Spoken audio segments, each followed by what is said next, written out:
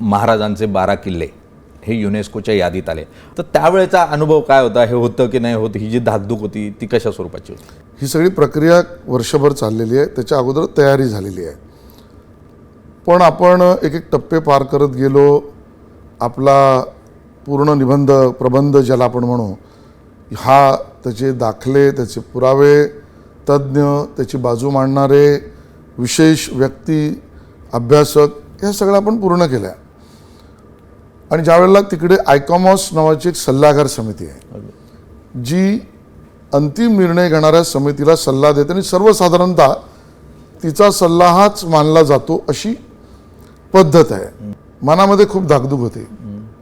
याचं कारण आपला अभ्यास पूर्ण झाला होता, पण 1% जरी त्या तज्ज्ञांना अजूनची माहिती हवी म्हणून त्याने हा प्रस्ताव बाजूला जरी ठेवला तरी ते अपयशाचं खापर धनी आपणच होणार आहोत. आणि त्यामुळे पुन्हा मनाशी विचार पक्का होता, धावा ईश्वराशी घेतला आणि सगळ्यांनीच, प्रधानमंत्री कार्यालय, मुख्यमंत्री कार्यालय, आम्ही सगळ्यांनी आपल्या अभ्यासकांनी, तज्ज्ञांनी आणि अधिकाऱ्यांनी केलेल्या कामाला यश मिळालं.